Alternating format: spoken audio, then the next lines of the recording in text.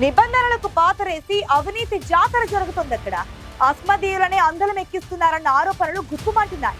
ఆ పుణ్యక్షేత్రంలో అవసరాలకు మించి సిబ్బంది ఎందుకున్నట్లు? అనర్హులకు కీలక బాధ్యతలు ఎవరు మెప్పు కోసం? స్వామివారి సొమ్ము గంగపాలవుతుంటే అడ్డుకునేదెవరు? పేరుకు ప్రసిద్ధ పుణ్యక్షేత్రమే అయినా అక్కడ పెత్తనమంతా కాకరాయులదేనా? అసలేం జరుగుతుంది అక్కడ?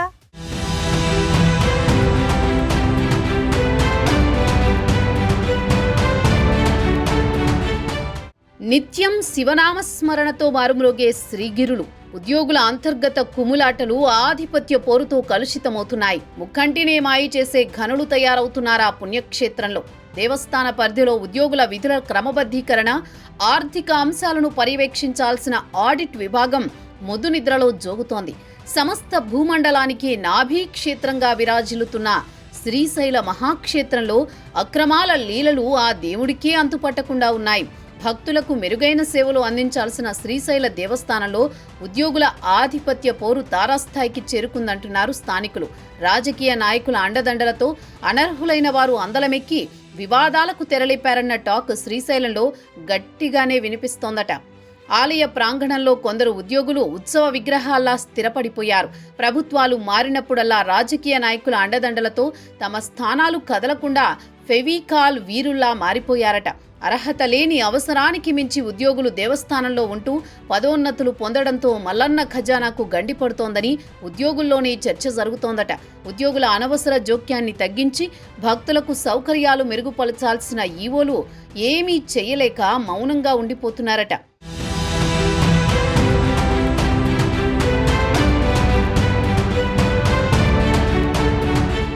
శ్రీశైల దేవస్థానంలో దేవాదాయ శాఖ నిబంధనలకు అనుగుణంగా 5 సహాయ కార్యనిర్వహణ అధికారులు విధులు నిర్వహించాల్సి ఉంది.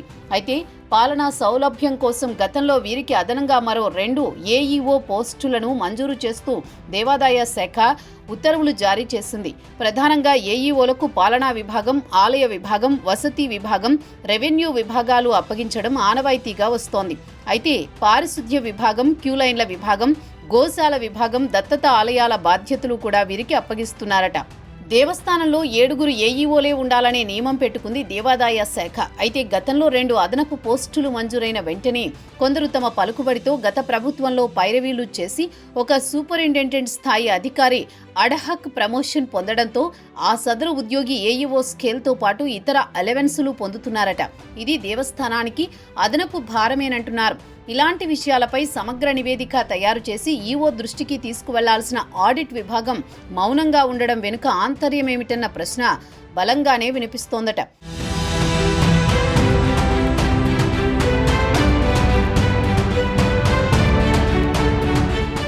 అదనపు ఉద్యోగులపై అభ్యంతరం వ్యక్తం చేసి ఖజానాకు భారం పడకుండా చూడాల్సిన ఆడిట్ అధికారులు మౌనంగా ఉండడం వెనుక ఆంతర్యమేమిటో ఆ ముక్కంటికే తెలియాలని దేవాదాయ శాఖలో ఉద్యోగులే చర్చించుకుంటున్నారట. పెండింగ్ కేసుల్లో విచారణ ఎదుర్కొంటున్న వారు సైతం ఏళ్ల తరబడి పదోన్నతులతో కొనసాగుతున్నారు.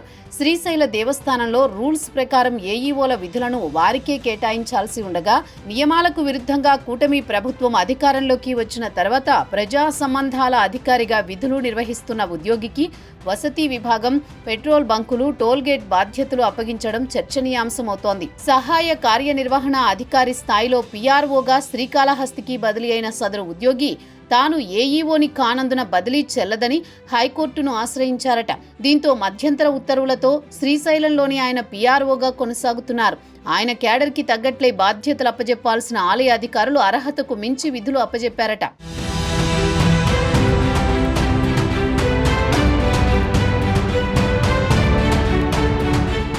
అత్యంత కీలకమైన వసతి విభాగం విధులను అర్హత లేని ఉద్యోగికి కేటాయించడంతో ఏఈఓలు దేవస్థాన అధికారుల తీరుపై మండిపడుతున్నారు. శ్రీశైలం దేవస్థానంలో ఉద్యోగుల నియామకాలు, బదిలీలు, విధుల విషయంలో రాజకీయ జోక్యం ఎక్కువైపోయిందన్న విమర్శలున్నాయి. కుర్చీలకు అతుక్కుపోయిన కొందరు ఉద్యోగులు తమ స్థానాలు కాపాడుకునేందుకు ఎంతకైనా తెగించేస్తారనే టాక్ ఉద్యోగుల్లోనే వినిపిస్తోంది. మంత్రులు, కమిషనరేట్ స్థాయిలో వీరి లాబీయింగ్ నడుస్తుందనే టాక్ ఉంది. పైరవీలు చేతకాని ఏఈఓలు ముక్కుసూటిగా పనులు చేసుకునే ఉద్యోగులకు దేవస్థానంలో ఎలాంటి ప్రాధాన్యం లేని విధులు కేటాయిస్తున్నారన్న విమర్శలు గట్టిగానే వినిపిస్తున్నాయి. శ్రీశైలం దేవస్థానంలో అక్రమాలకు గత ప్రభుత్వ హయాంలోనే బీజం పడిందని, కూటమి ప్రభుత్వం వచ్చిన తర్వాత కూడా ప్రక్షాళన జరగకుండా అవే లొసుగులు కొనసాగుతున్నాయనే విమర్శలు గుప్పుమంటున్నాయి. దేవస్థానంలో కీలకమైన ఏఈఓ, పీఆర్ఓ విభాగాల మధ్య అంతర్గత పోరు శృతి మించుతున్నా చక్కదిద్దాల్సిన ఉన్నతాధికారులు పట్టీ పట్టినట్లు వ్యవహరిస్తుండడం వల్లే సమస్య జటిలంగా మారుతోందంటున్నారు. శ్రీశైల దేవస్థానంలో నియమాలకు విరుద్ధంగా జరుగుతున్న పాలనా వ్యవహారాలను గాడిలో పెట్టకపోతే పుణ్యక్షేత్రంలో భక్తులు మూడో కన్ను తెరవాల్సి వచ్చేలా ఉంది.